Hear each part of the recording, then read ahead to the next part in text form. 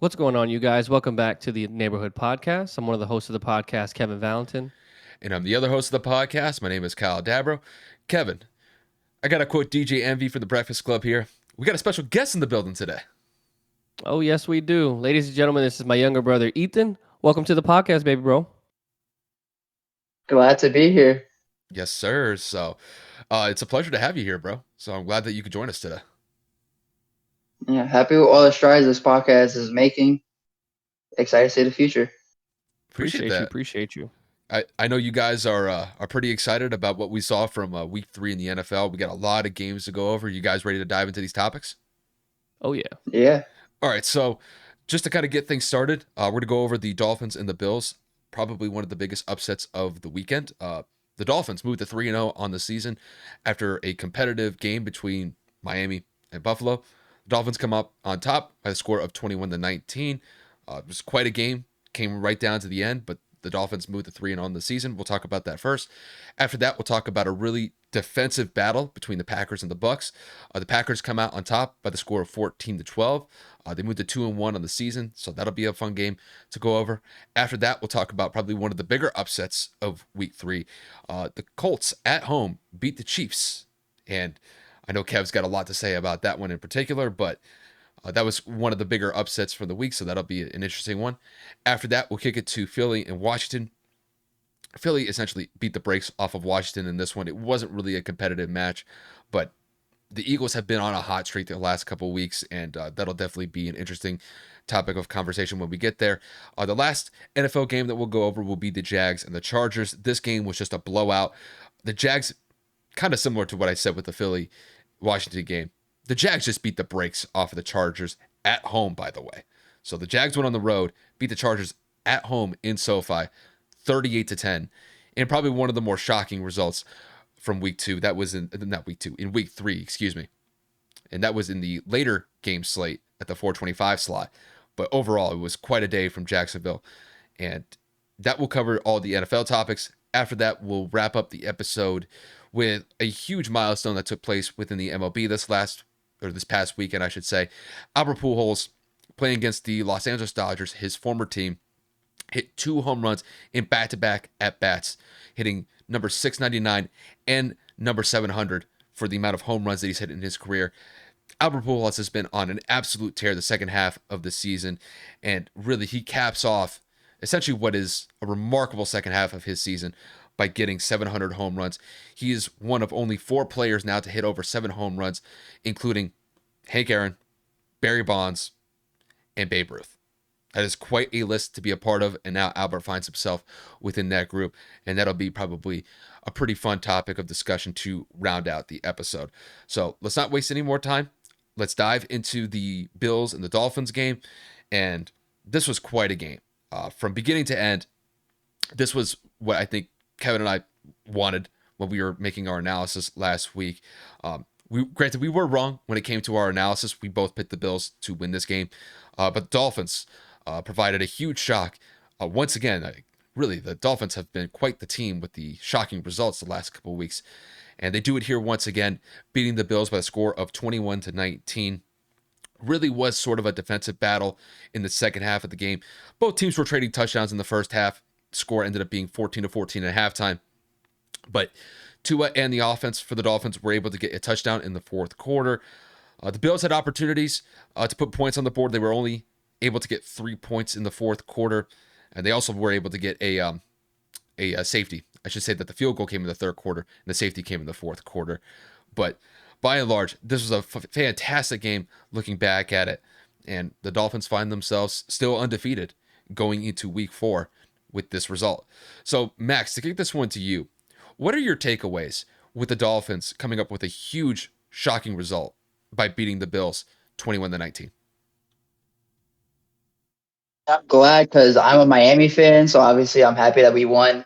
But from the perspective of a Miami fan for years, we've been known to get off to a slow start, sometimes having a good D, but that nothing has changed. Our offensive line still sucks. Armstead was dealing with a foot. Greg Little was in and out of the game. I mean, we didn't play as well as I hoped, but a win's a win. Kev, you're up. All right. Well, a man of little words. The Dolphins played up to snuff. Let's just put it that way. Obviously, Tua Tagovailoa has been under the microscope since he's been drafted, and we thought for a little bit, he got rocked, and we thought that he was going to be out for the game with what looked to be a concussion. And we'll get into that a little bit later. He ends up coming back into the game, and Miami ends up holding on. Now, granted, it was a very, very close game. It ended up being what I would assume a very defensive battle, which is the complete opposite of what Kyle and I had predicted. But both teams played pretty much as much as you as well as you would expect. I would have liked to see the Miami Dolphins run the ball a little bit more. I've had about enough of saying that that the Bills need to run the ball more. Kyle and I talk about it every single freaking week. It's like if it's not Josh Allen, nobody running the ball, and outside of, Josh Allen's 47 yards, there were only 13 13 rushing attempts between Zach Moss and Devin Singletary. You throw in James Cook's one rush, and then you have 14. So it's like they don't necessarily run the football as effectively as they should. Josh Allen also threw the ball 63 times. They lean on him too much. His escapability is incredible, but Miami was able to sack him 4 times. So I'm looking at this and I'm saying the Bills had a lot of opportunities. Maybe since it was a little closer, they could have leaned a little bit more on the run game to keep the secondary of Miami honest. But it really just kind of depends on how you view the game. Tua, again, goes 13 of 18 for a $186 with a touchdown. He was only sacked 1 time with a passer rating of 123.8. So very efficient, very accurate as we know him to be. And of course, Jalen Waddle is the leading receiver here with 102 yards total with a 45-yard long reception. So Miami moves to 3-0. They showed that they can do it consistently on all sides of the ball. The defense made stops when it needed to, and the offense got and moved the chains as efficiently as they could. But overall, I'm very surprised with the outcome. I will not lie. I will not make excuses, but Buffalo was missing a significant amount of, obviously, defensive stars. They ended up losing a couple of offensive linemen to injury during the game. And there was a little bit of a questionable call, well, not call necessarily, but a questionable officiating moment, should I say, where Isaiah McKenzie looks like he was going to be able to run and put the ball down, but he has to legally hand the ball off to the referee. And it looked like the ref was kind of taking his time as he knew the clock was ticking. Buffalo had no timeouts. By the time the ref put the ball down, because obviously you can't snap the ball before the referee places it in the spot, the clock had expired to 0. That's one thing that I'm kind of looking at this and I'm saying referees got to do a little bit better, strictly because I believe in any situation, especially a situation where this is a game within 2 points, the refs got to move as fast as the offenses do, because it's not fair that there wasn't at least an opportunity for the kicker Bass to go out there and at least attempt to win the game for the Bills. Now, the same could be said about the Dallas game in the playoffs last year with the San Francisco 49ers, but that was a little bit more difficult. I'm just saying, as a ref, you can't stroll your way to the line of scrimmage knowing that there is a game on the line. If it's a blowout, it's a whole different concept, but this is a game within 2 points, a division game. I didn't like it, but again, I'm not making excuses. Buffalo had their chances to come away with it, and Miami comes away with a 3-0 record in the AFC East. I think I got to give a lot of respect to the Dolphins for really proving to me that they could be one of the best teams in the NFL at this point. Because going into this game, I thought the Bills were going to win this game in a competitive matchup, but essentially, win this game by about maybe 10 to 14 points when it was all said and done. And the Dolphins proved me wrong, and it was really their defense. Their defense is what surprised me in that Week 3 matchup against Buffalo, because Buffalo at this point in the year, granted, it's still September, so it's still relatively early in the season. The Bills' offense has been high-flying, to say the least. They basically torched the Rams in Week 1. They did the same thing to the Titans in Week 2. And going into this matchup, I was still confident that Josh Allen and that offense would continue what they did in the first 2 weeks. But give the Dolphins defense credit. Like Kevin said, the Dolphins were able to bring pressure today. I thought Melvin Ingram had a solid day. He had 2 sacks. If you look at the rest of the defense, you had Javon Holland. He also had 1.5 sacks to go along with their defensive performance. So the defense was getting after Josh. Granted, they didn't really force that many errant passes from Josh Allen. Josh Allen still had a relatively decent day, didn't turn the ball over. But they were able to keep points off of the board from Buffalo, which, when you look at Miami's perspective in that regard, they'll take that any day of the week. To hold Buffalo's offense to 19 points with how many points they've been scoring the first 2 games of the year, they'll take that any day. And when it comes to the Dolphins did what they were supposed to. They played stout defense, and Tua did enough to win them the game. This wasn't like last week where Tua essentially put the team on his back through 6 touchdowns in the game against the Ravens. He didn't have to do that today. He was relatively safe with his passes, and when the Dolphins needed a play to make in the fourth quarter, he was able to do that. I think he ended up hitting Jalen Waddle on a pretty nice touch pass that got them within, I think, like the 5-yard line towards the end of that fourth quarter, which set them up on that go-ahead touchdown. And as far as I'm concerned, Tua did exactly what he was supposed to do. But despite that, Buffalo was in it. Buffalo had opportunities to win this game. And looking back late in the fourth quarter, Josh Allen had a chance to throw a touchdown out towards the flat on 4th and goal and just missed the pass. And even despite that, after that series had taken place, you have Miami have the butt punt within their 1-yard line, and it ends up being a safety. And even after that, the Dolphins gave Buffalo, I think, a minute and a half to work with. And to the Dolphins' credit, their defense stepped up when they needed a play to make. And, they didn't get the Bills into field goal position. Granted, there may have been a little bit of controversy when it came to the ref placing the ball and kind of dogging it to get to the line of scrimmage. But I'll kind of just leave that for what it's worth. If you really want to dive into it, I'm not really going to make that point. The Bills had opportunities to get farther down into the Dolphins' territory. They just didn't really execute that well. But really, my main takeaway from the game itself was the Dolphins stepped up defensively. They had probably one of their best defensive performances of the year so far. Josh Allen and the Bills' offense left some opportunities on the board in this game. And the heat was definitely a factor for the Bills. The Bills looked like they were just dying the entire game. They were just gasping for air, cramping up. Guys were getting hurt left and right. They were on one knee, trying to cool down. And even towards the end of the game, you could tell that those guys were just gassed. And even some of the Dolphins players towards the end of the game were just absolutely gassed when the fourth quarter ended and the game was over. But, it was a good effort from both teams. The Dolphins did just enough to get them to 3-0 on the year. And, I imagine we'll kind of talk about this later, but you could make a case that as of right now, the Dolphins could be the best team in the NFL, but that is arguable as far as I'm concerned. And, I want to circle back on one thing. And, hey, brother, don't be scared to elaborate. This is your team. Obviously talk as much as you want. You don't have to be so short with it. It's all good. We all get nervous. I'm just saying. I got to talk about this situation where Tua goes out of the game. And it's only under the microscope because the NFL is now looking into a possible investigation as to how Miami implemented the concussion protocol.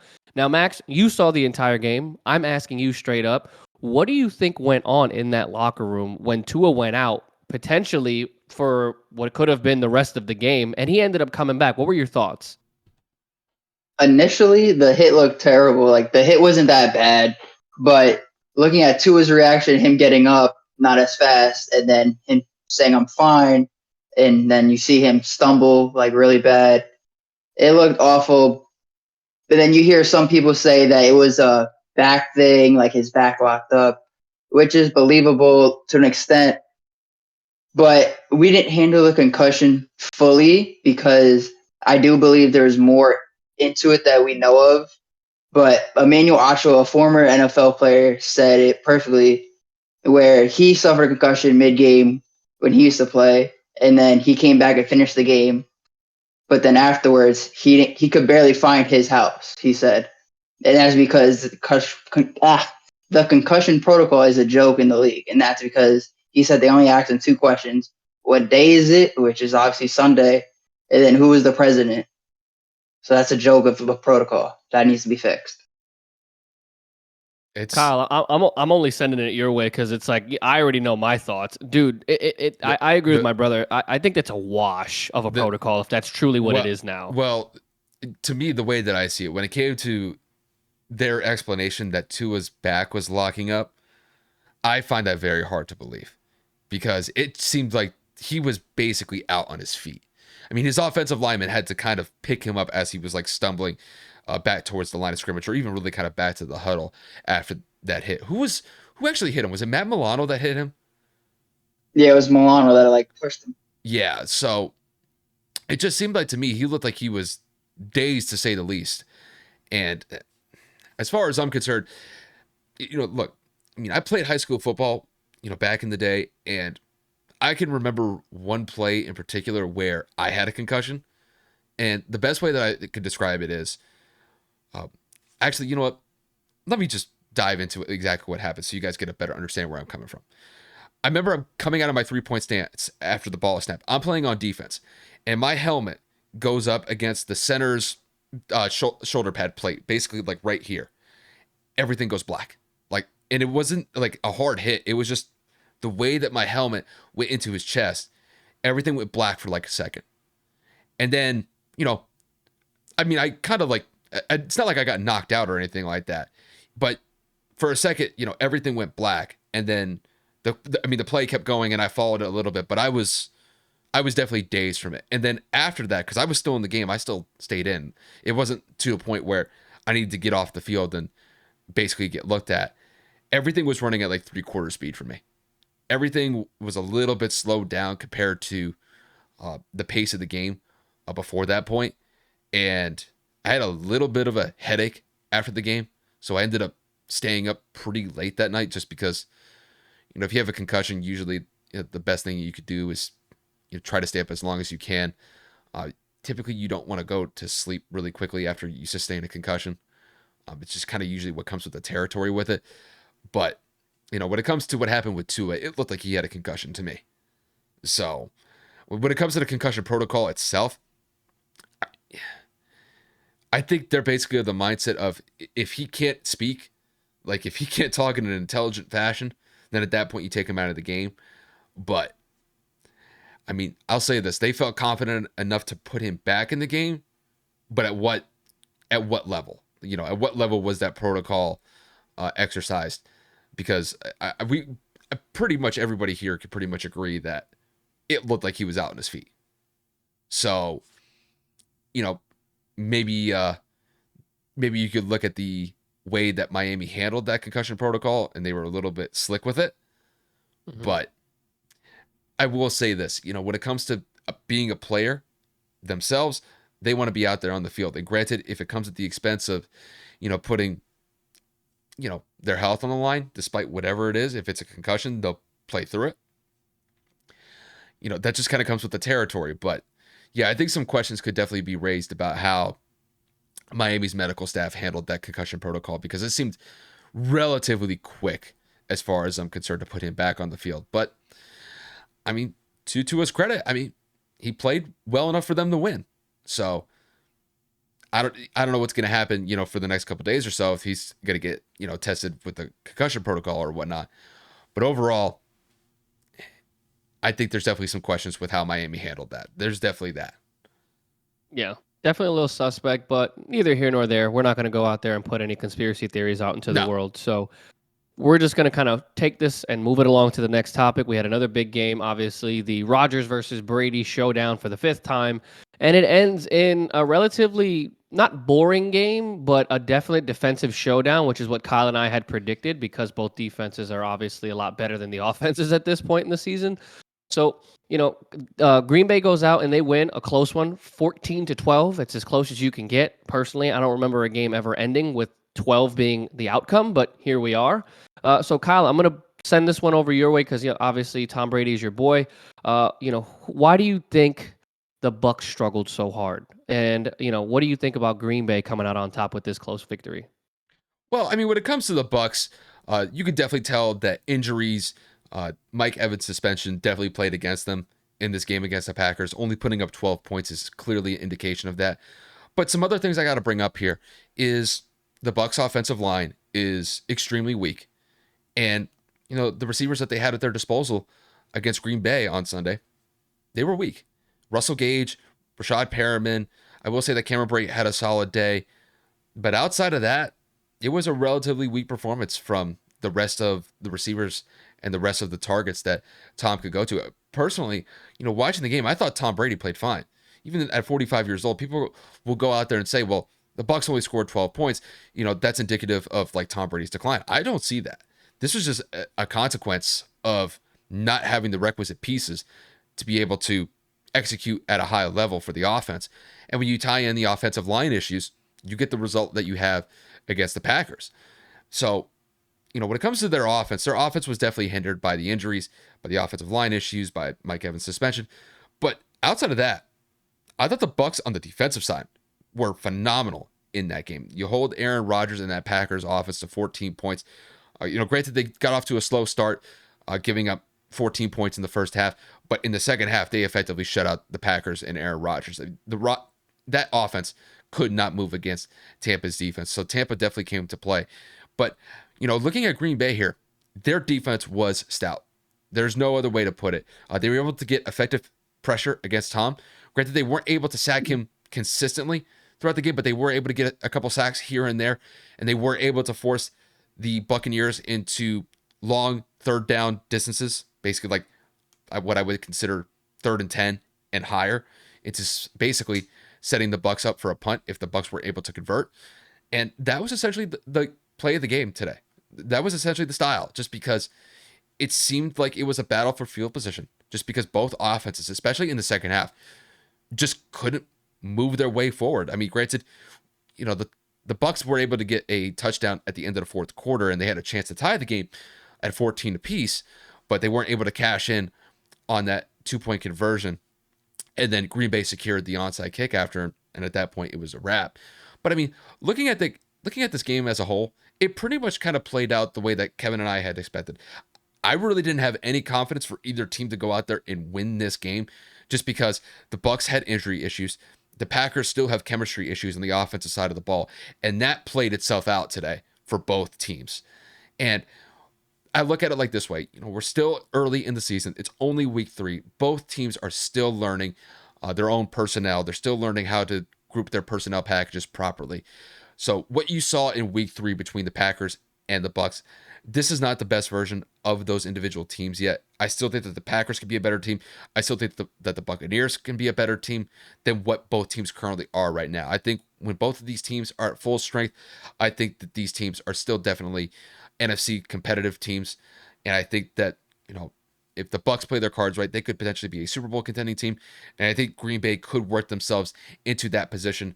But it just kind of depends on whether or not they could really lock down the chemistry between Aaron Rodgers and those younger wide receivers that they have at their disposal. To me, the Packers defense is going to be a key emphasis here moving forward until the offense kind of gets it worked out. But overall, a very defensive-minded game. This was a great game if you love defenses.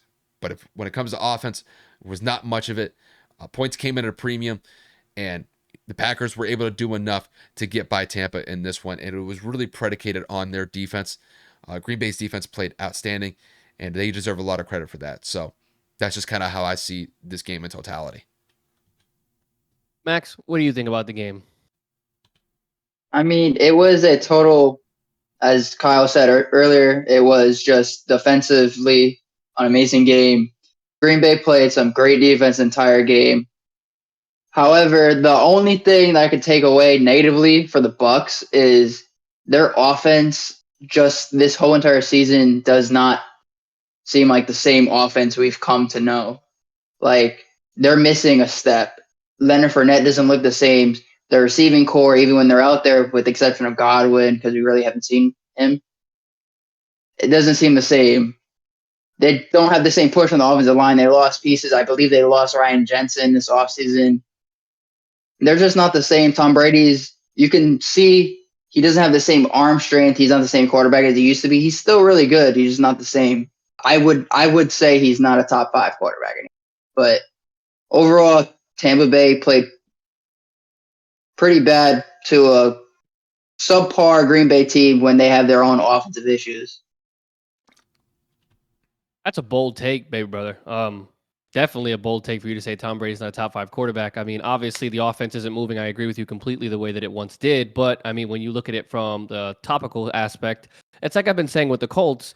If you have no offensive line, you're definitely not going to be able to put out consistent offense. Now, when you go out there and you make the point of even when they were out there, especially against Dallas, he wasn't able to do anything because that offensive line pretty much kept him at a complete disadvantage when you go up against an elite pass rusher.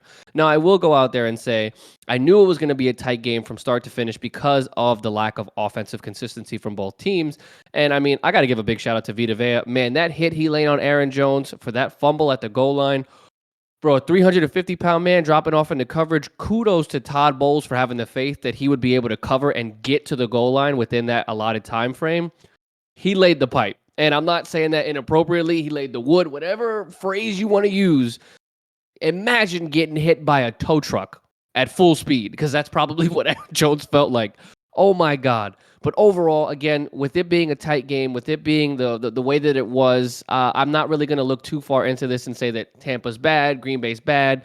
Both of them are obviously missing key pieces. Sammy Watkins wasn't playing, and obviously Aaron Rodgers is still getting acclimated to an extent with this offense. But we all knew that Tampa's defense was going to be a top-ranked defense. They've had the best rush defense in the league for quite some time, and the freaking Packers weren't really able to move the football on the ground, let alone in the air.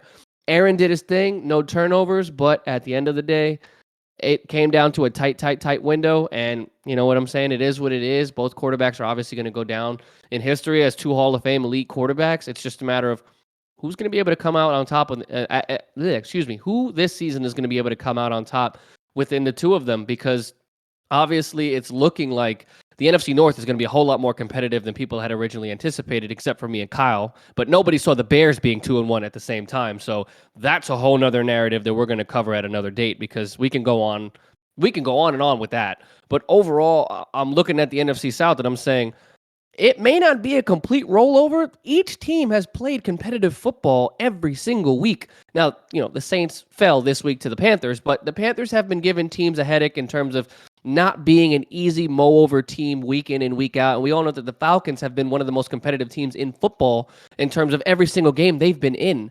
So I'm looking at this and I'm saying I'm not going to rush to judgment and say what my brother said and obviously say Tom Brady's out of it or Tom Brady's not a top 5 quarterback, because he's missing so many pieces and because he doesn't have the time to throw. So I'll give him a break. I will also give Aaron Rodgers a break. It is the beginning of the year, but both quarterbacks need to ship up. They need to get that stuff taken care of. And if they don't, it is going to be a very grueling season if both quarterbacks continue to struggle the way that they have been. I want to focus on a point that Max made about Brady's effectiveness. And granted, I think that's something that we kind of have to focus on here. I mean, look, at 45 years old, you would expect to see some sort of drop off in productivity from Tom. To be quite honest with you, I don't see it. I don't see it. What I see is that the offensive line is giving up pressure consistently. And Tom, granted, not the most mobile quarterback in the world. 45 years old, he's never really been speedy to begin with. So that just kind of comes with the territory with him. But when it comes to, just being able to move the ball effectively down the field, he was able to do that pretty well in the second half. Tampa decided to go hurry up in the second half against the Packers defense. And I will say that even though that the Bucs didn't put points on the board, they had the Packers defense on their heels multiple times throughout that second half. That was a great second half adjustment that they made. They just weren't able to cash it in to get points on the board. Granted, they were able to get that late fourth quarter touchdown to give them a chance to tie the game, but definitely Tampa left some opportunities out on the field just because they were turning the ball over quite consistently in the second half of the game as well. What I see, it's an issue that not only plagues the Bucs, it plagues other teams like the Bengals. Like when it comes to them, for example, with Cincinnati, Joe Burrow does not look exactly like what he did last year. Joe Burrow has struggled quite tremendously this year. And it's not because I think that he's taking a step back in his overall skill set. It's that his offensive line can't protect him. He got sacked 13 times in the first 2 weeks of the year. Now, granted, Tom isn't getting sacked 13 times in the first 2 games of the year, but the pressure that he's facing from that opposing defensive line, it's very consistent. Their left guard is a rookie, and he's getting bull rushed left and right. And you could tell that that's where the pressure's coming from, and defensive coordinators are making that a point of emphasis. It's like, we got to attack Brady's blind side because that's definitely the weakest part of Tampa's line. And if Tampa can't fix that part of their O-line moving forward, their offense is going to struggle by and large because of that. And it's not because that Tom has taken a step back. It's largely predicated on their offensive line not holding up their protections properly. And it also has a residual effect. Leonard Fournette will not be able to have the run lanes to run effectively up and down the field because if the offensive line aren't blocking, the D linemen properly, if they aren't getting up to the second level to the linebackers, Leonard Fournette is not going to be as effective. So I think when it comes to Brady, obviously, if you're just looking at the totality of the amount of points that they're scoring, yeah, it's not anything like last year. But you have to understand, like, when it comes to their offensive line, they are missing key pieces. Ryan Jensen's one of them. Alex Kappa went to Cincinnati. Tristan Wirfs, I believe, is playing right tackle instead of left tackle. So they've had to do some shifting on their offensive line just to be able to put the unit out there as the season progresses.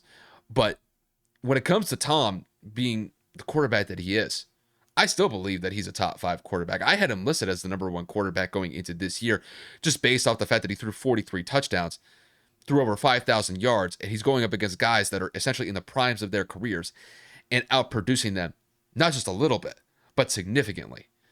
And I think at this point moving forward, I think it's very easy to say that, Tom is definitely falling off from what he had last year. And I think there's an element of that just based off of the productivity, just because he's not putting up 3 or 4 touchdowns a game like he did last year. But this is largely on the offensive line. The offensive line is struggling, and it's having a residual effect on Tom's numbers, Leonard Fournette's numbers, and just not having the requisite pieces to be able to throw to, like Chris Godwin, Mike Evans, and Julio Jones. I think it's definitely made a significant impact in a negative fashion with the Bucs as a whole. We all know what Tom can do when everything is prepared, when everything is healthy and everything around him is hunky-dory, to put it kind of in a weird way. But he's also missing one of his most reliable blanket coverage or blanket receivers. Rob Gronkowski's not there. And we all know that is a big factor in terms of when he's in trouble, you find Gronk. When you need a third down conversion, you find Gronk. When you're limited in your options to throw to, like today, you're of course going to get that magnified look of, man, maybe Tom don't got it. And in a lot of instances, I don't believe that it was his fault, whereas there were some drops, maybe some miscommunicated routes. It really depends. I mean, Cole Beasley was signed this week and was elevated from the practice squad yesterday. Yep. That goes to show the desperation that Tampa's looking at. And again, I hate defending Tom Brady because at the end of the day, you ruined half of my damn adulthood and childhood beating the shit out of the Colts. But that's neither here nor there. Once again, we're looking at this from the wrong perspective. And I think that that's what Kyle was trying to allude to. If Tom has the right pieces surrounding him, I think we're having a completely different conversation. And I think that the Bucs are going to be just fine. So I will let that go because we can go on what ifs pretty much all day. I know that we have a couple more segments to cover. So, Kyle, I'll let you kind of introduce the next one. Yeah. So, up next, this is going to be a fun one for Kev. Yeah, it is his team. Kev, I think you got to flex the shoe there a little bit, just because it may be one of the few times where you actually may be able to flex it. So, definitely celebrate this one for as long as you can. Barely. But yeah, the Colts definitely provide one of the biggest upsets of the year, beating the Kansas City Chiefs by the score of 20-17. It was relatively a defensive battle. Kansas City did struggle to be able to put points on the board. 17 points is their lowest point total of the year so far, but the Colts were able to basically hang in against the Chiefs the entire day. And I will say this, when it came into the fourth quarter, Matt Ryan was able to provide a game-winning drive for the Colts and really provide one of the biggest upsets of week 3. So, Kevin, to kick this one to you, how surprised were you with the Colts going on one of the biggest upsets in week 3 by beating the Chiefs? Surprised is an understatement to an extent, because I'm looking at this and I'm saying, of course, Matt Ryan had 2 fumbles. He's had 7 fumbles in 3 games, and that's one of the biggest pieces to panic. Matt Ryan was also sacked 5 times. Yet again, our offensive line is not playing up to snuff. Shaquille Barrett wasn't playing. We had a couple of drops. Shaquille Leonard. There was a couple of bad... What's up? Shaquille Leonard. Wow, Shaquille Barrett. I'm tweaking right now. I'm so confused with emotions because I'm happy we won, and I appreciate the correction. Thank you. I'm happy we won, but at the same time, I'm genuinely concerned that Matt Ryan may not make it the rest of the season. I will take the drive that he led in the fourth quarter to take the lead with 24 seconds to go. Jelani Woods has been injured most of this year, which is why he hasn't really been on the field.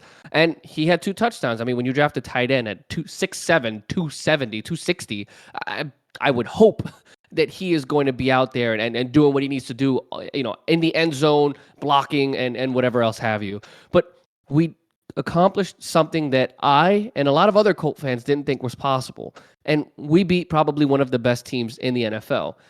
The Kansas City Chiefs played one hell of a game. the Kansas City Chiefs were able to get to Matt Ryan. The Kansas City Chiefs were able to shut down effectively Jonathan Taylor, who only had 71 yards rushing. And of course, they were also able to pressure the quarterback to make Matt Ryan feel their presence even when he wasn't sacked. So Pat Mahomes did everything he needed to do outside of that one turnover where Stephon Gilmore was able to get a hand in and Ronnie McLeod was able to intercept it at the end of the game. And I would say that outside of that fake field goal situation, that Kansas City almost played a damn near perfect game. We all know that our rush defense is very, very convincing. Again, one of the better rush defenses this season so far, averaging 2.5 yards per carry this game against Kansas City. They only had 58 yards rushing, and I believe that they held Travis Kelce to 58 yards. Granted, he had a touchdown and he had a 2-point conversion. Very questionable, might I add you, because they showed the replay 1,000 times, and his knee was down before the ball crossed the plane. But we won the game, so I will not be salty. I'm happy that Pittman came back. I'm happy that Pierce came back. And I saw that Nyheim Hines was at least incorporated into the offense just a little bit more than he has been recently. And I'm looking at our play calling and I'm saying there were some instances to where we can improve, but like anything else, that's what's got to be done week in and week out no matter what in the NFL. But as a whole, I will say that Matt Ryan achieved the name Matty Ice for a reason. Matt Ryan is in his high 30s, and there is a reason why he is known as one of the more accurate quarterbacks in the NFL. He had a passer rating of a $105, so I'm not complaining there. We just got to tighten it up on that offensive line. If there is a possibility that we can give him just another second or second and a half of time, our receivers will find a way to get open, and he will find a way to get them the ball. I'm happy we got the upset. I'm ecstatic to see what the Colts have moving forward, but I'm not going to sugarcoat it. If this offensive line continues, Matt Ryan's not Joe Burrow. He's not 25, 26 years old. There's going to be one hit that he's not going to be able to get up from, and our backup after that is also in his lower 30s or in his 30s in general, Nick Foles. There may be some situation where we might see Sam Ehlinger get some meaningful playing time because both quarterbacks, in terms of Ryan and Foles, they're not the most mobile in the world. We're going to have to see what happens, but I'll take the win where I can get it. Very happy with it. And you know what? Go Colts, baby. Max, let's get your thoughts on the Colts beating the Chiefs in week 3. I mean, I'm not the Colts fan. I obviously didn't see much of the game because I do watch NFL Red Zone. But the little bits I saw, the Colts offense did get off to a slow start, but I believe they got a muff punt to start. And off that muff punt, that gave them like a surge of energy or something, and that offense then turned it on a little bit. As he said, Jelani Woods did go off, but Kansas City Chiefs just didn't play as good as they wanted to, but Pat continues to keep it rolling, prove that he's one of the best quarterbacks, and the coaches outplayed them today. That's it. Yeah, I mean, when it comes to me with the Colts, I mostly just saw the highlights of this game, but Kev, just honestly, just point out anything where I might take a misstep here for I need a little bit more clarification from you. Just let me know. When I look back at this game, just based off of the highlights that I've seen, it seemed to me that the Colts defense looked pretty stout. I mean, to hold the Chiefs to only 17 points, it's quite a feat. It's their lowest point total offensively the entire year, and it's pretty much like a night and day difference from what the Chiefs looked like in week 1, where they just beat the brakes off of the Cardinals by putting up over 40 points, and I think Pat threw 5 touchdowns in that game. So for the Colts defense to hold the Chiefs offense and Patrick Mahomes to only 262 yards passing, Kev, I don't know about you. I think you'll take that any day of the week. Am I wrong? Any day. So not only that, I will say, Kev, I think you were right about Matt Ryan a little bit. Didn't necessarily look his best early in the game. It was just indicative of, I think, the Colts in the first half. They only put up 10 points in the first half. They were able to get some offensive drives, but not really anything major in consistency. To me, obviously, the drive that comes most into mind here was that game-winning drive where Matt Ryan was able to throw essentially the game-winning touchdown with, was it under a minute left to go, if I remember correctly? It was about, I believe it was under 2 minutes. Okay, so, it was kind of funny because, like, as I was, I wasn't watching the game as it was going on. I was kind of being updated by Kevin's tweets. Kev, when he gets on his Twitter game, he definitely lets Twitter know about what's going on with the Colts, and he definitely kept me in tune with that. But overall, I got to say, for Matt Ryan at the seasoned age that he's at, I think he did enough to get by the Chiefs in this one. Granted, beating the Chiefs is quite a feat in and of itself. And granted, it wasn't that the Chiefs, blew the doors off the Colts here. I thought that the Chiefs would have probably won this game by 10, maybe 14 points when it was all said and done. But for the Colts to go out and beat the Chiefs in this manner, I got to give them a lot of credit. I didn't really think it was quite possible, just based on how they looked last week against the Jags. I don't know what it is with the Colts and the Jags, where the Colts just literally look like a double A or triple A football team when they play against Jacksonville. In Jacksonville, just it doesn't work out for them that way. But they were able to get it back together quite effectively against one of the better teams in the NFL, and I got to give them respect for that. So I don't know what's going to happen with the Colts moving forward.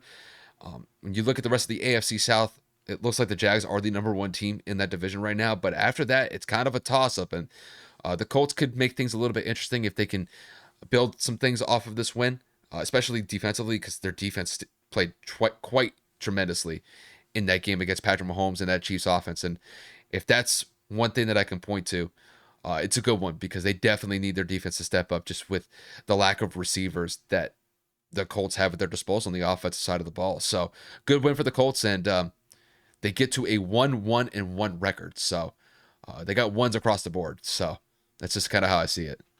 Yeah, that's not something I really want to brag about. I'll make one final point here, and I will say that Gus Bradley adjusted perfectly. And for those of you that are unaware of who that is, that's their defensive coordinator. Kansas City, we all know over the course of Patrick Mahomes' career, thrive on the big plays, whether that's up the seam, whether that's the fly route, whether that's the post corner. It's just they like playing 15, 20, 25 yards down the field at a clip. Gus made sure that he had everything in the middle of the field, everything was in front of him, and there were no breakout standout plays. So I will give him kudos. Isaiah Rodgers, our number 2 corner on the depth chart, didn't really get a lot of playing time in the last couple of games. He was on the field for a significant amount of time, and I thought that was another big, impactful play to go out there and at least hinder Patrick Mahomes' ability to throw receivers open, because he is quick. He does have the recover capability. He's a little on the longer side. So overall, again, the defense of the Colts has never been the question. The pass defense was in the first 2 weeks, because obviously at the end of the day, Trevor Lawrence carved us up. And the week before that, Davis Mills absolutely made us look like pieces of shit. So I'm not going to sit here and pretend like there weren't bad games. But when you hold arguably the best quarterback in the league to 17 points, that's pretty big W, like Kyle said. So when we get, obviously, Shaquille Leonard, let me get this right as the Colts fan. I guess my dog woke up. When we get Shaquille Leonard back into this game, and he's hopefully able to force some turnovers and be the maniac that we know he can be, I think this defense is going to take that next step up. What I need to see is a big, big emphasis on a pass rush. We traded for Ngakoue. He has 1 sack. Kwity Paye, 2 sacks. DeForest Buckner, 0 sacks. There needs to be an intensified push to get to the quarterback. We had 5 quarterback hits on Pat Mahomes, and when he's flustered and rushed, we've seen it, especially in the Super Bowl, he doesn't do too well.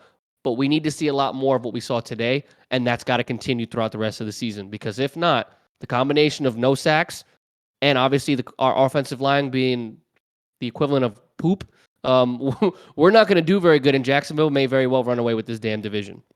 Yeah, and who would have thought that Jacksonville would be the team to beat after 3 weeks into the NFL, just because I didn't really see it. So I guess I got to give Jacksonville a little bit of credit. But I will say that, the Colts have been very up and down, to say the least, just with the games that they've had. 1 tie to start off the year, then getting smoked by Jacksonville in week 2, and then going out there and beating one of the best teams in the NFL in week 3. I mean, I got to give them credit for that. They played up to snuff today. But, with them, Kev, you could tell me if I'm wrong here. I think you're just going to have to judge them week by week here, because sucks, but yeah. I don't, we said it time and time again, you don't have a lot of trust in Frank, just based off of his play calling history at this point. Do you want me to just leave it at that? I made it without mentioning him for a reason, because listen, I don't have blood pressure medication, but I might have to start taking it if we I see his face on the sideline. I swear, if Isabel's dad was here, he'd be like, "You don't like that, man." I don't. My father knows I don't. My brother knows I hate him. So it's Frank Reich is the epitome of my blood pressure and anxiety. Just make sure that you're able to make the distinction between him as a person and then him as like a football coach. Like, it's nothing personal against the guy. It's the play calling. He's a great individual. Bro, people across the league love him. He's a great head coach. He's a great leader, great motivational speaker. It is the play calling. That's it. And if you're going to continue to be hesitant or resistant of passing that responsibility off to the offensive coordinator, I'm going to give you a lot of shit for it, because if you're that adamant about it, call the right plays. You cannot throw a you cannot call a bootleg with a quarterback that is basically the equivalent of my grandfather, who is 72 years old and just is not mobile whatsoever. And in a 4th and 2, I'm not doing this. We will move on to the next one. Wait. This is what I'm saying. You brought this up. This is your fault. Well, we had to bring up the Colts and the Chiefs, bro. Like, come on now. Like, no, Frank. I'm talking about Frank. Frank. Well, I have to mention him because he's a part of the team, dude. Like, Barely. that I know you don't like the guy as like a play caller, but I mean, they did enough, right? They did enough. Yeah. See, Yeah. Max, look what I got to deal with here. Every time I bring up the Oh. Colts, Look what I got to deal with. Yeah. Huh? Look what you have to deal with. Because you don't like giving me shit every week in and week out when my teams actually come out on top. Well, Max, the thing that I always tell Kev is like, I don't really even have to make my points. The Colts kind of do it themselves because, I mean, when was the last time the Colts beat the Jags in Jacksonville? What was it, like 2014, 2013, sometime around there? I mean, it's been quite some time, and I don't even have to make these points. They just kind of go out there and prove it to themselves that they can't do it. But, I mean, today I can't really dunk on them that hard. They did what they needed to do against Patrick Mahomes, and I don't think a lot of people had it penned in that the Chiefs would fall to the Colts. So, yeah, you know, I'll give some credit to KC. I mean, not to KC, to Indy there. But Max, is there anything that you wanted to bring up about the Chiefs and the Colts game before we move on? No, Pat's still on his.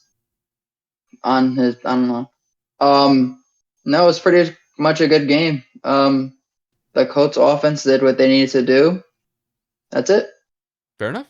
So, with that said, we're going to transition to a NFC East battle that took place on Sunday.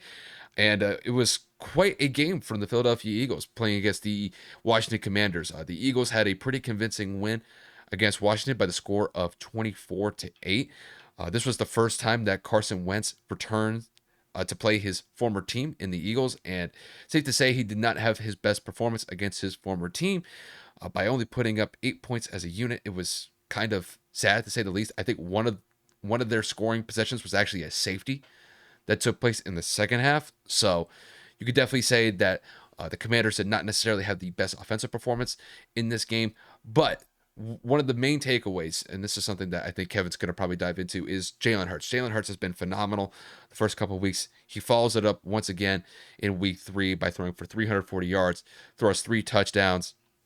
Devontae Smith had a hell of a day with 8 catches, almost 170 yards receiving, and a touchdown to boot as well. The Eagles are sitting at a 3-0 record. They are at the top of the NFC East right now. We'll kind of see what happens between the Cowboys and the Giants on that Monday night game. But with that said, you know, the Eagles are in prime position right now, kind of going into the last week of September. And I will say, they're one of the better teams in the NFL right now. That's kind of putting it mildly.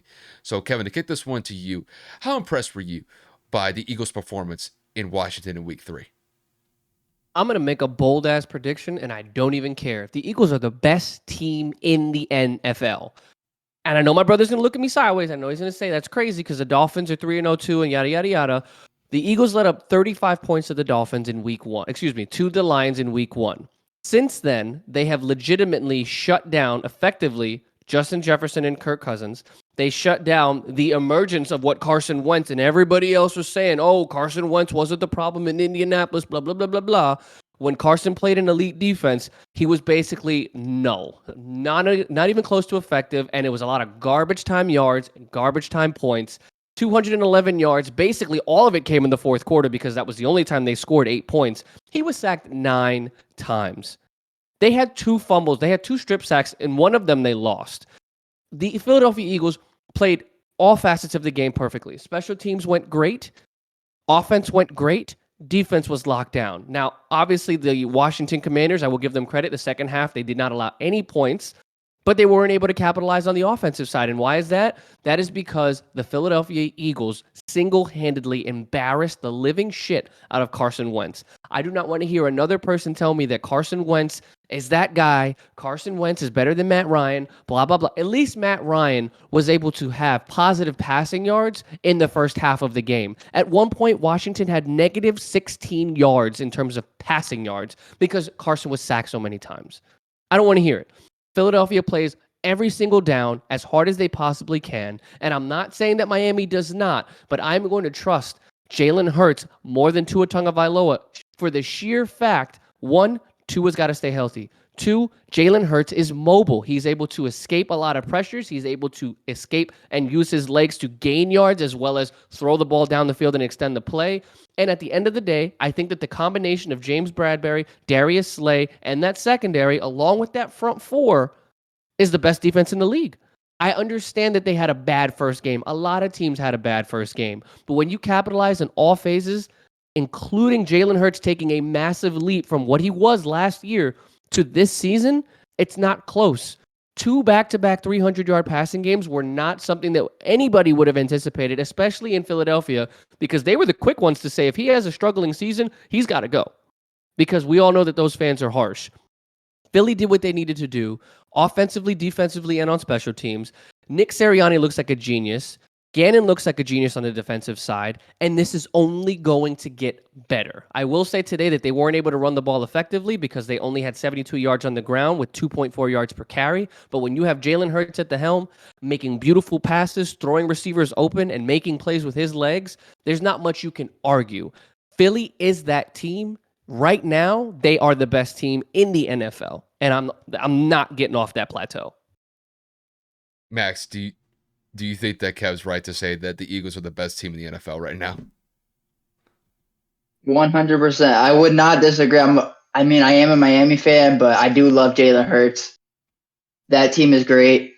They had one of the most underrated off seasons this year. They went out, got Hassan Reddick. They got Kaiser White. They signed James Bradbury. They also got Chris Reed from the Colts, an offensive lineman who I believe played over 200 snaps and gave up 0 sacks. Great offensive lineman. And then I believe they also got Chauncey Gardner-Johnson late in free agency to help that defense. So now that's a stout defense. They already had an amazing front seven last year.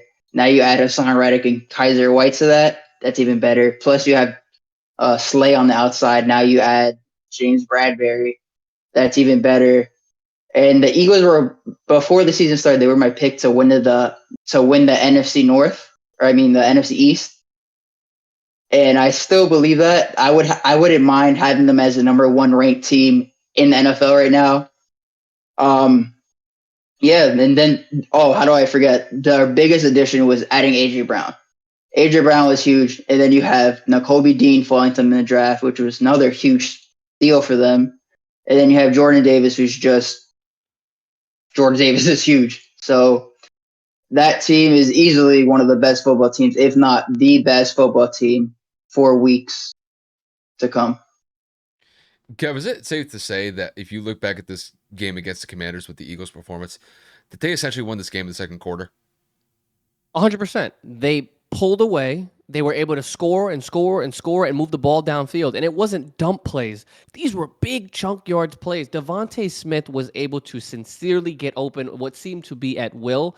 And Jalen Hurts was putting the ball exactly where he needed to be. And Max, I will give you a correction. Chris Reed actually ended up going to Minnesota. He's not on the Eagles. Oh. No, it's all good. It happens, baby. It's all good. Dude, I called my best player the wrong name. It happens. Don't worry, Max. We make mistakes just like everybody else does.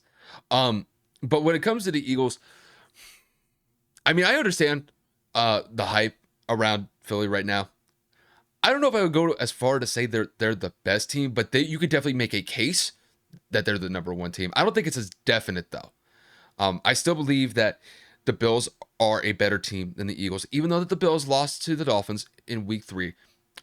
It's those injuries, man. It's hard to recoup that. When it comes to the Bills' defense and the amount of injuries that they have, I would say that is a definite point of concern with them moving forward. The Eagles' defense has been stout, to say the least, but I still think that Tampa has a better defense than them. I think Buffalo still has a better defense than them. But I do believe that the Eagles have a top 3 to top 5 defense in the NFL. I think that is a fair point to make at this point. Kev, this is just me here. I have to see the Eagles do this long term. 3 weeks Agreed. is a little bit too premature for me to just hop on this bandwagon and say that this team is going to take it all the way to the Super Bowl. I mean, granted, right I now, didn't say that they were. I didn't say that they were. right now, you can make a case that they are the best team in the NFL. Right. But I think there still are some question marks with this team. And it's not just because they're not winning. I mean, they are going out there and getting dubs. There is a lack of consistency on the offensive side of the ball that is Agreed. a little bit troubling. And it's not the fact that they can't move the ball down the field. They could do that quite effectively. It's just finishing off drives. I mean, granted, we could look back to the Monday night performance that they had against the Vikings. They were dominant in that game. But you could tell that there were points that they left on the board on the offensive side of the ball just because drives would stall out. And that happens. And but at this point, though, I would say that the Eagles have definitely taken a major leap forward than where they were this time last year. This time last year, they were kind of down in the dumps. They were a team that was kind of struggling, didn't really have an identity. Nick Sirianni's play calling was being questioned. But ever since like the midpoint of last year, they've really kind of turned it on. Granted, it didn't really work itself out in that NFC wildcard round against the Bucs. But you're playing against Tampa on the road against Tom Brady. That's not necessarily the easiest task at hand there. But overall, I mean, I gotta say, at this point, the Eagles are definitely a top 3 team in the NFL, just for me personally. So the main thing with me is I just have to see the Eagles do this consistently. I just don't have confidence that they are, without a doubt, like they're the runaway favorite as the number 1 team right now. I still believe that there are better teams than them. I still think that Buffalo's a better team than them. But after that, you could make a case that the Eagles are like 2 or 3. So I'd even, possibly throw the Chiefs in there as like a top 2 team. Just even though they lost to the Colts, I still think if you were to put the matchup between the Colts, I mean, not the Colts, the Chiefs and the Eagles, I'd probably still favor the Chiefs simply just because of Pat. So I think that Pat would still have the edge over over Jalen. But overall, I was definitely impressed with what the Eagles did in week 3. Definitely have some points on the board, but overall, they're a team on the rise for sure. There's no doubt about that. It's just, for me, I got to see them stretch this out into October and then going into November before I'm like fully convinced.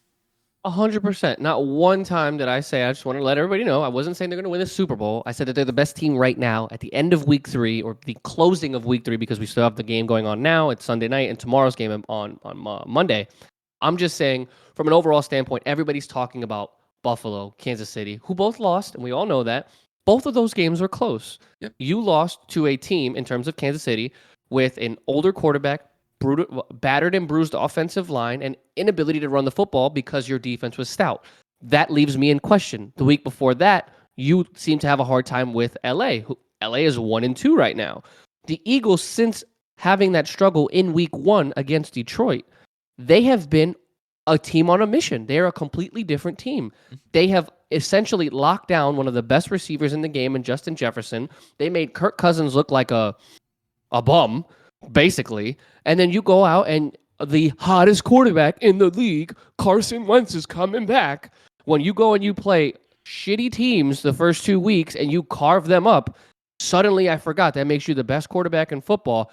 Wake up, come back down to reality. There's a reason why your decision-making is in question. There's a reason why you've been traded 2 times in the last year. That is because you don't make effective decisions. You don't know when to take sacks. You don't know when to check the ball down. And there were a lot of instances where he tried to make plays that he didn't need to. Mm-hmm. You didn't make plays until they legitimately played prevent defense at that point. I'm not going to give Carson Wentz any slack, and I'm not going to give any of the people that were in our comments on TikTok and on YouTube to say that Matt Ryan sucks. That's not the case. He struggled. Carson Wentz is just as bad, if not worse, because he has the mobility that Matt Ryan does not. He has a better receiving core that Matt Ryan does not. And he has a better coaching staff that Matt Ryan does not. We won a game. We effectively beat one of the best teams in football, and that's not the case when it comes to Carson Wentz. I'm not giving anybody a pass in Washington, and I'm damn sure not giving anybody any slack anywhere else. I guarantee you Philadelphia is going to give a shit ton of people a whole lot of surprises moving forward throughout the season. Well, for me, I'll just kind of put it like this. Okay, I'm looking at the schedule here for the Eagles. Next week they play the Jaguars, which actually might be a decent A game. good here. game. That'll be a fun game. After that, they play the Cardinals. Then they got to play the Cowboys, the Steelers, the Texans, the Commanders, the Colts. And then probably the next toughest game that they have after that is against the Packers. They don't play the Packers until November 27th. They got pretty much a month and a half stretch where they can pretty much, I'm not going to say cakewalk through the schedule, Definitely not. but they have some games where they could That are definitely favorable. take advantage here. So, and honestly, they might be in a very good position by the end of the year looking at this schedule, because the only tough games I see from them moving forward, maybe the Colts might be an interesting one in the middle of November. Dallas one is going to be a tough one. It always is. Yeah. And Dak might be back. If Jerry Jones gets his wish, that could be Dak's first game back. It could be. But I'm kind of looking towards the end of the year. You know, you have some divisional matchups. You got the Saints, you have the Giants, you have the Bears, but there's some games that the Eagles can win here. For sure. I think this Jaguars game might be their toughest game until probably October with the Cowboys. But then I like the Eagles against the Steelers around Halloween. I favor them against the Texans on November 3rd. That'll be a Thursday night game, so they'll only have about 2 or 3 days of rest there. But then they can play the Commanders, then the Colts, and then the Packers is going to be right around Thanksgiving. I mean, looking at the schedule right now, there's a very good chance that the Eagles could be sitting at like a 7-1 record by that point, or like 8-1, just depending on what week they play the Packers in. But overall, I think that the way that this team is assembled right now, and with how they've been playing on the offensive side of the ball, but really it's been their defense that's really been the standout team as far as their unit as a whole, that has really been quite impressive. So I definitely think that if they can continue both the offensive capabilities that they've had so far in their output, and you pair that with their defense, I think that they're in a very advantageous situation moving forward. Without a doubt. And, obviously we're going to move into the next segue, because I kind of went on a little bit of a rant there. I apologize. Usually it's a Colts rant, but, Philly is basically my second team at this point. So we're going to talk about a shocking victory in week 3. And that was the Jacksonville Jaguars going up into LA and slapping Justin Herbert and the Chargers in SoFi by the score of 38-10. So Kyle, obviously, this is probably one of the biggest shocks, right next to, New York, the Colts coming out on top against the Chiefs. What are your thoughts and takeaways from Jacksonville going up into SoFi and pretty much slapping the shit out of the Chargers? Well, I have to say that overall, the Jags may be a team that we have to kind of take serious moving forward. Now, I'm not saying that they're going to go all the way to the Super Bowl and this is a team that's like an instant Super Bowl contender. I'm not going to go that far. But I have to say that what the Jaguars did to the Chargers in week 3 was damn near felonious as far as I'm concerned. This was a beatdown of epic proportions. To go on the road and beat the Chargers by 4 touchdowns was not a result that I had in mind. Granted, Justin Herbert is probably playing with at least 3 or 4 broken ribs. Had that injury in that Thursday night matchup when they played against the Chiefs last week. And you can definitely tell that that was a point of emphasis when it came to his play. He still looks uncomfortable with that. Granted, he was able to throw the ball down the field a couple of times, but you could just tell that offense just was not in rhythm. In a large part, that was just based off of the fact that the Jags defense was playing their part. They were able to effectively lock down that Chargers offense. When you hold Justin Herbert and that Chargers offense, which is very explosive when they're at full capacity and just flying on all cylinders, you can make a case that the Chargers have like a top 5 offense in the league. And what the Jags did defensively was quite impressive. So I got to give Jacksonville a boatload of credit for that, for starters. But to me, I got to give credit to Trevor. I thought Trevor played a phenomenal game. And granted, Trevor got a lot of slack last year for being an inconsistent quarterback in his rookie year, but it definitely seems like he has turned a corner so far. And I would say that the Jags, by and large, are on a pretty good kick here right now. They're sitting at a 2-1 record. They are number 1 in the NFC East at this current moment in time. And actually, I should say AFC South? AFC South. Yeah, I got that one wrong. Thank you for the correction. Overall, I think, when it's all said and done, we'll see what happens with the Jags. The Jags are a solid team at this point of the year, but, we have to see what happens in October. We have to see what happens in November. And time will tell with that. When it comes to the Chargers, this is, second loss in a row. They're sitting at a 1-2 record. They're definitely in a little bit of a slump. Granted, I think it had Justin not got hurt in that Chiefs matchup in week 2, this would have been a differently played out game for them. But the Jags really showed out. And not only that, I thought James Robinson was an absolute beast on the ground. I had a touchdown, believe it was like a 50-yard scamper where he ended up just outrunning everybody in the Chargers defense.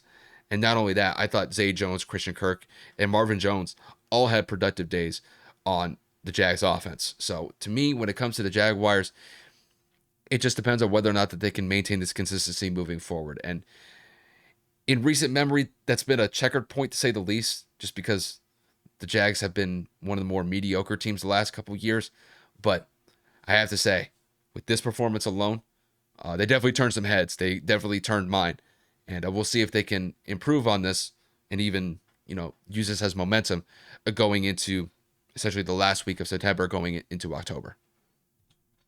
Yeah, it was a great showing. Obviously, it's a division opponent, so it's somebody I don't want to necessarily support. But at the end of the day, Jacksonville turned a lot of heads. And Max, I'm going to swing it over to you because we all know what I think about the Jaguars, but I'll kind of give my analysis in just a few moments. What do you think about Jacksonville going out there and upsetting LA?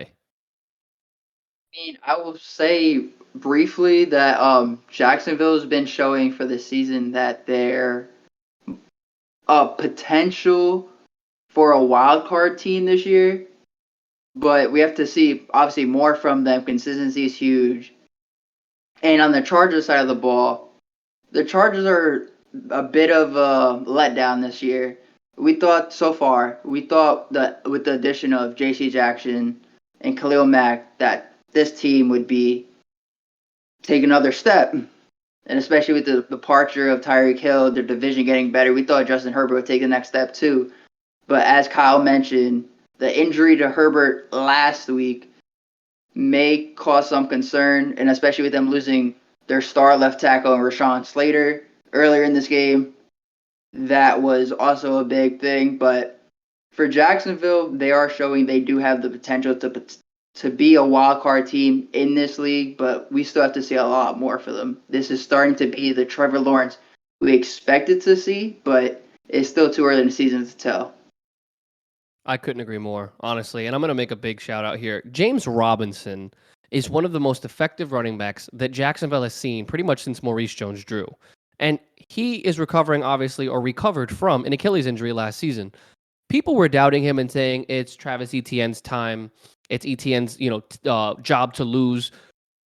Week in and week out, James has been playing damn near perfect football and doing everything that he can to keep his job. Now, he's not the most glamorous. He's not the most flashy. He's not the fastest, not the most shifty, but he gets it done. 100 yards on the ground today. Obviously, the bulk of it coming from one breakaway. But at the end of the day, that's because he has the ability to create that separation, put his shoulder, and do what he needs to do as a running back to make sure that his job is secure. I'm tired of the ETN nonsense. That was a horrible draft pick by Urban Meyer, and now Jacksonville's going to be stuck with it because I agree that ETN has the potential to be a good running back, but when you're splitting carries with two different styles, one is downhill, one is a little bit more on the shifty receiving end, it's not really going to mesh well. And, people would say that that's a different story in Cleveland because you have Kareem Hunt and Nick Chubb, but they have a little bit more of a chemistry. They have a little bit more of a system with Kevin Stefanski. I just can't go out there and defend the drafting of ETN. We all thought it was going to be crazy, and then he got hurt in training camp last year. We all thought that with him back and obviously Robinson back, it was going to be a dynamic 1-2 punch. It just looks like Robinson is creating a lot more distance in that competition of a backfield, and Trevor Lawrence is playing at an MVP level. I will go out there and say he has taken that next step with Doug Peterson, who we all know is a Hall of Fame potential coach. We all know that what he was able to do with Nick Foles and Carson Wentz in Philadelphia before the nonsense that started at the at the end of his tenure with Philadelphia, that he is capable of molding younger quarterbacks and making them play to the best of their abilities.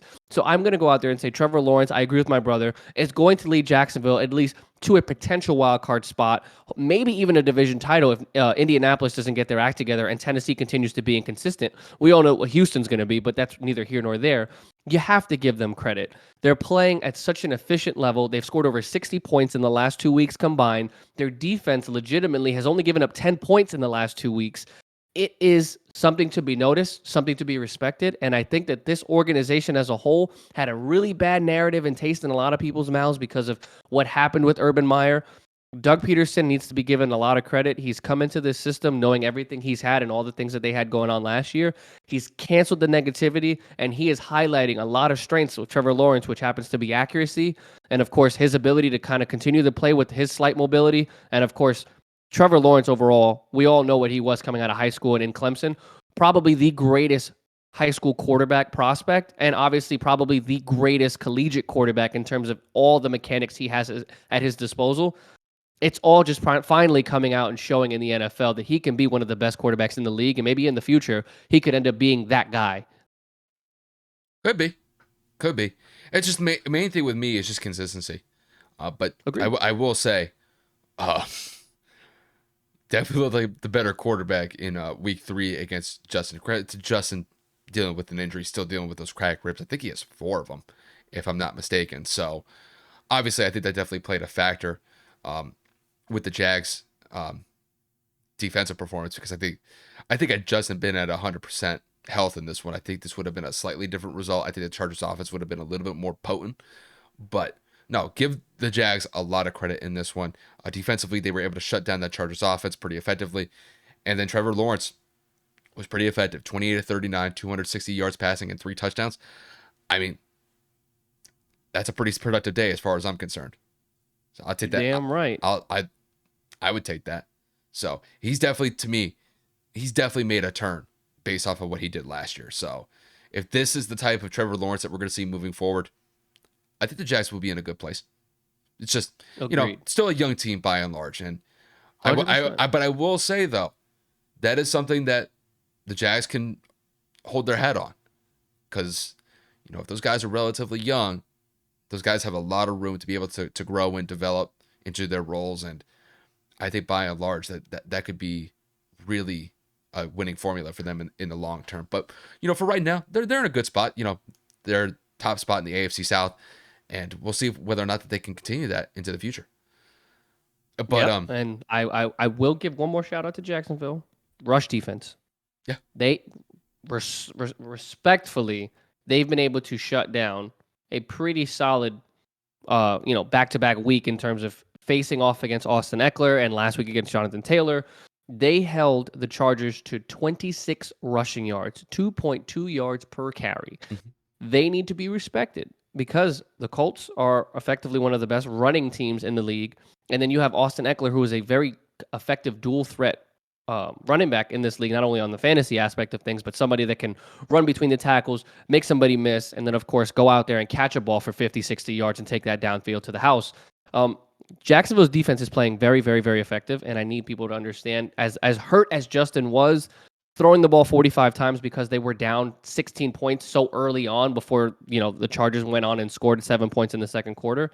I just want to say Jacksonville's doing it on all ends. As much as Herbert was hurt and maybe that affected his accuracy, that doesn't take away from Jacksonville's defense making sure that they made their presence known and felt in between the trenches. And, of course, at the end of the day, getting to Herbert however they could. It's like we said last week. Listen, if you can win in the trenches, you can win games. Everything is at the line of scrimmage, whether you're in the offense or the defensive side of the ball. You win in the trenches, more than likely, it's going to lead to greater results throughout the game and usually ends up in a dub. So overall, no, I think you pretty much hit the nail on the head there. Max, is there anything that you wanted to mention before we move on to the next segment? Okay. With that said, we have one thing just to kind of basically make mention of here. We're just going to do a quick roundup of the other week's 3 scores. This will be relatively quick, so we'll just kind of knock these out just based off of the games that we haven't talked about. We'll start with the Bengals and the Jets. The Bengals get their first win of the season. Joe Burrow looked like he returned to his former self that we saw last year. The Bengals won by the score of 27-12. The Bengals were quite convincing in this win, and it's definitely a step in the right direction for them. They are no longer in the winless column anymore. They finally got a win on the board, and we'll see whether or not they can continue that moving forward into October. After that, we got the Titans and the Raiders. The Titans came out with a very close win over the Raiders, winning by the score of 24-22. It seems like the Titans have stabilized after getting their asses kicked by the Bills last week in a relatively uncompetitive game. So Titans definitely returned to form. Derrick Henry was kind of back to his old self, running the ball quite effectively. And they were able to get a nice win by beating the Raiders. And the Raiders are the only team in the NFL that are still winless. They are at an 0-3 record. And definitely some room to be desired as far as I'm concerned, or definitely some room for improvement, I should say, when it comes to the Raiders. After that, in an NFC South battle, the Panthers came out on top, winning by the score of 22-14 over the New Orleans Saints. After that, we got the Ravens and the Patriots. The Ravens beat the Patriots by the score of 37-26.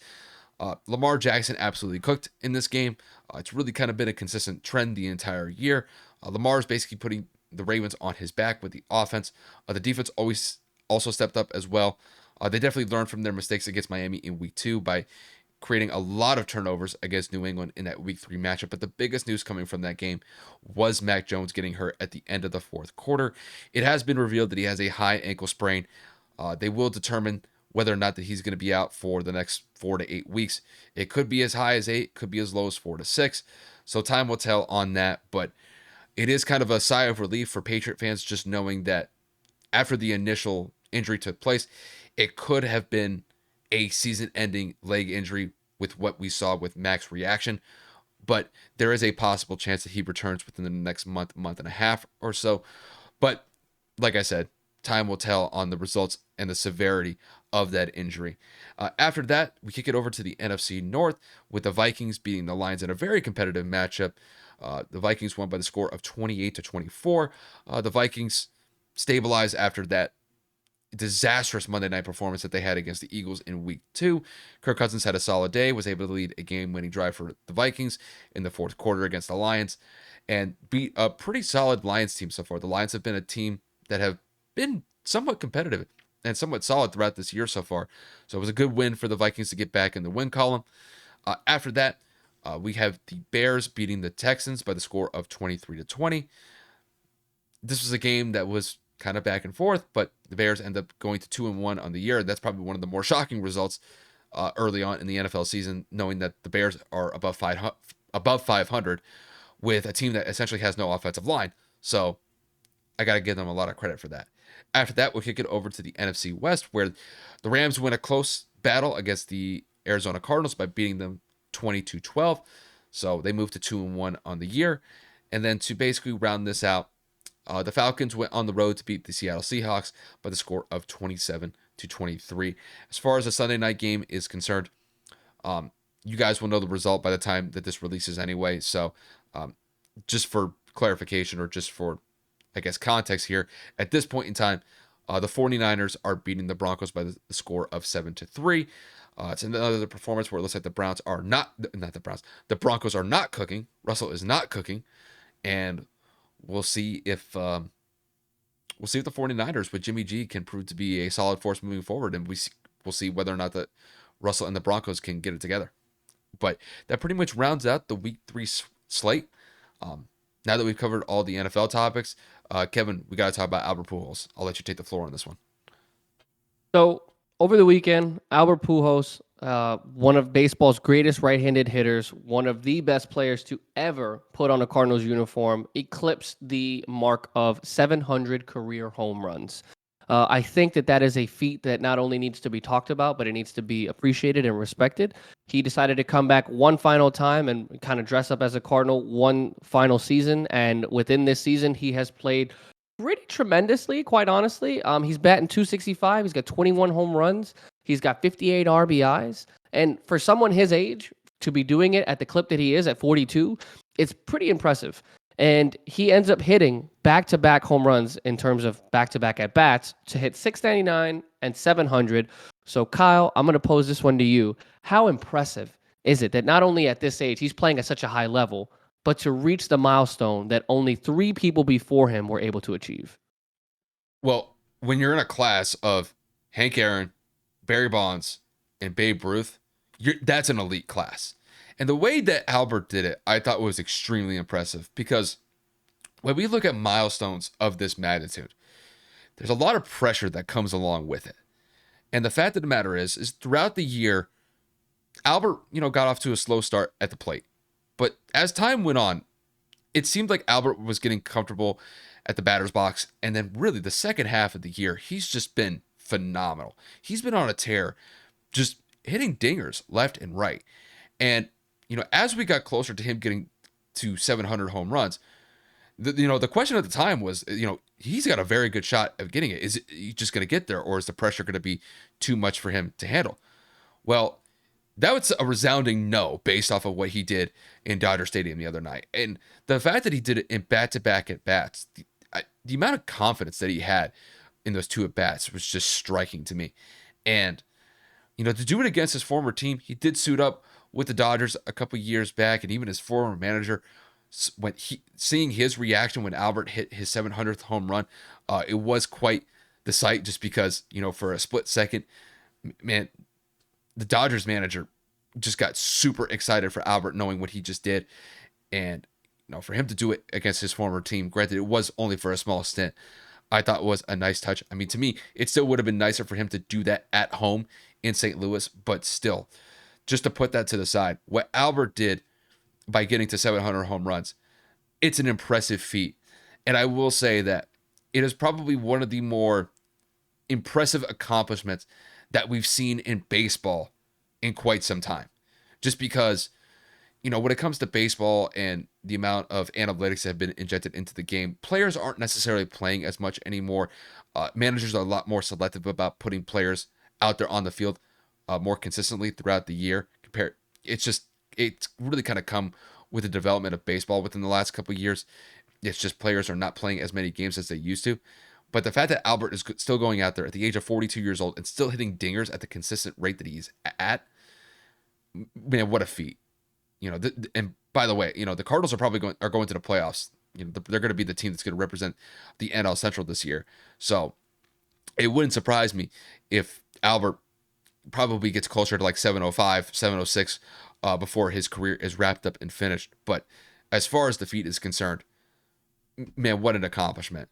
And to be quite honest with you, I think it's going to be quite some time before we see somebody hit that 700 home run mark. It may be like a decade or two before we see somebody even get close to eclipsing that. Yeah, Max, I know you don't watch a lot of baseball, but we grew up in the same house where Dad cheered for Pujols pretty much every single time, no matter what team he was on. And the history that is a part of what Pujols has done, not only as a professional baseball player, but as a Hispanic, is pretty huge. I know A-Rod got 696, but that is kind of skewed because of the, performance-enhancing drugs that he was caught with not once, but twice. Who knows how many other times he probably had to utilize it. But again, neither here nor there. So, I'm kind of going to take this one. Max, unless you have something to say about Pujols' performance. Nothing. As you said, I don't really know much about baseball. There's only a handful of names that I knew growing up. At the time, we had like Albert Pujols, Robinson Cano, Derek Jeter, Rivera. That's basically all I knew. But Pujols has been a guy we've been watching for our whole lives, basically. Yeah, so and I'll take it from here. Just to go over the Hall of Fame resume that this man has just eclipsed pretty much in his career. Rookie of the Year in 2001, 3-time MVP, 11-time All-Star, 2-time Gold Glove, 6-time Silver Slugger Award winner, NLCS MVP, 2-time World Series champion. He's received the batting title, and he's received the honor of being the Major League's Player of the Year. I don't know how that's a separate award from MVP, but that's what it's rated here on one of the websites that we leverage, baseballreference.com. Statistically, for his career, Albert Pujols has 3,378 hits. He has had a batting average consistently at an average of 296. He's scored 1,907 runs. He's batted in 2,208 runs. He has a slugging career percentage of .543, an on-base percentage of .917. What else can you say? Excuse me. On-base percentage is .374. His OPS is .917. I apologize. Sometimes you get the metrics skewed. And then, of course, 700 home runs. There is no feat that Albert Pujols has not accomplished. Defensively, he's got the Gold Glove. Offensively, he's done the MVP. He's a champion. He's done the batting titles. He's played on multiple teams, and he has been productive in each. Obviously, when he went to LA, it didn't pan out the way that they had expected in trying to, assimilate a super team with obviously Mike Trout, Josh Hamilton, and so on and so forth. But he returns to St. Louis, and does it in amazing fashion. Shout out to one of my good friends, AJ Larson. He's a massive St. Louis Cardinals fan. Thankfully, we were able to watch this in his house on Friday night when he both home runs, 699 and 700. I know that was a huge moment for him, as I know Derek Jeter's 3,000th hit was a big moment in our house. So, kudos to my boy and being a loyal St. Louis fan, despite having the up and down years that they've had recently. But again, the legacy that Albert Pujols leaves behind is going to be one of the greatest right-handed hitters in all of baseball, arguably the greatest Hispanic player in all of history. And you're going to go out there and say one of the greatest first basemen in all of Major League history. His image and mark will forever be left on the game. And obviously, if the Cardinals are able to carry this out and win, and he caps it off with another World Series, he's already been a for sure first ballot Hall of Famer, despite 700. That title will be the perfect ending to an illustrious career, and I couldn't be happier for him, man. Albert Pujols, congratulations. You're an incredible, incredible baseball player. I'm happy to say that I grew up watching you pretty much my entire life. Shout out to my dad, put me on who he is. Obviously, when you're younger, you don't know who anybody is outside of the Yankees because there's not exactly Cardinals games in New York. But shout out to my dad. If it wasn't for him, I wouldn't even know who this man is. And I'm happy that I was introduced because, cheers, what an incredible career. And I hope it just continues for him. Yeah, the feat of 700 home runs. And Kev, I think we have to start kind of coming up with the possibility that we may not see another player get to 700 home runs. I think I don't see it. I think with the amount of analytics that have been injected into the sport, and granted, I think analytics are useful in their own place, but with players not playing as consistently as they used to, I think unless a player goes out there and averages hitting somewhere between 30 to 50 home runs consistently for 15 to 20 years, I think, we might see players get up to like 500 home runs, maybe 600, but 700 is going to be a tough feat moving forward. And like we already stated, to see somebody get to 700 home runs, I mean, it took Albert Pujols 20 years to get to that point. So, he was able to show the longevity, which is something that you need to be able to get to that feat. And not only that, you have to be able to effectively hit the baseball at the clip that he did. So, you could look around the league right now, and there are some players that could come to mind that could hit 700 home runs. Mike Trout, Aaron Judge. I mean, if Aaron Judge is able to hit freaking 50 to 60 home runs consistently until the end of his career, maybe he could get to a point like that, but I think that's highly doubtful. I think just overall, I think it's going to be a while before we see somebody hit that mark. If ever again. I won't rule out ever, but I think with the way that baseball is trending, I don't think we're going to see it anytime soon. I really don't. So that may be like, you may kind of look at that 700 home run club as like essentially like a Mount Rushmore club of just 100%. These might be the only 4 individuals that you would consider in that club, because there's only a handful of players that are capable of doing that. You have to hit the ball consistently, and you have to be out there on the field. And with the way that players are utilized now, the players are not playing, 90 to 95% of the games like they used to. No, it's around like 75 to maybe 80%. And that's Agreed. That's opportunities that, are taken away either based off of injury or, coaching decisions or, just personal players' opinions about going out there and playing consistently. But it's going to be a while before we see someone hit 700 home runs. But overall, just what a feat by Albert Pujols, and, tip of the cap to him, bro. Really, got to give it to him. But with that said, that pretty much wraps it up for us. Max, is there anything else that you wanted to add to the conversation? Go right ahead. Not really. I'm honored to be on the show. And that's mainly it. I was just coming on to speak about football, and And then I knew you guys wanted to like end off with the Pujols stuff, and then I just took a backseat to that because I'm not a big baseball guy and I don't want to put my foot in my mouth. So, but again, just saying thank you so much. This was a big opportunity for me. No, we Thank appreciate. you. No, absolutely, we appreciate you having you on. And bro, if you ever want to be on the podcast again, bro, just let us know. And it's kind of rare that Kevin and I have guests to begin with, so the door is always open for you. So just let us know, and we'll definitely accommodate. Appreciate it. Kev, the floor is yours, bro. You can take us on home from here. Guys, like anything else, like we do every week, this episode will be available tomorrow on all platforms. YouTube, Instagram will have some clips, TikTok will have some clips, but we appreciate the support wherever we can get it. Shout out to my brother. He's been a fan since literally we had 0 subscribers. He's been a fan since we have been at the very beginning, shouting us out on Instagram, shouting us out on TikTok. I mean, you name it. My brother has probably been the top supporter since we started this podcast, not only together, but individually when I was on my own, doing it in where he is right now, my old bedroom when I lived with my parents.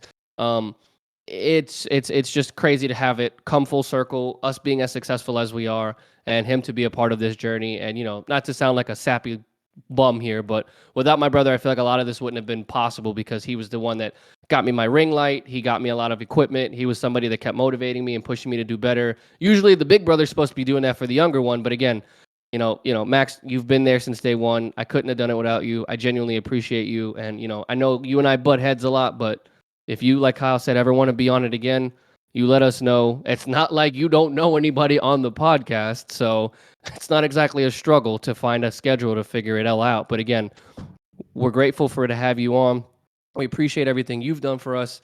And for everybody else listening in, we appreciate all the support on every single platform that we have. And of course, as football progresses, the NBA approaches, and October baseball approaches for the playoffs, we're going to continue to have plenty of content day in and day out. And we just can't wait to continue to provide you guys with our sports feedback and opinions. And with all that being said, man, I'll ride it on out.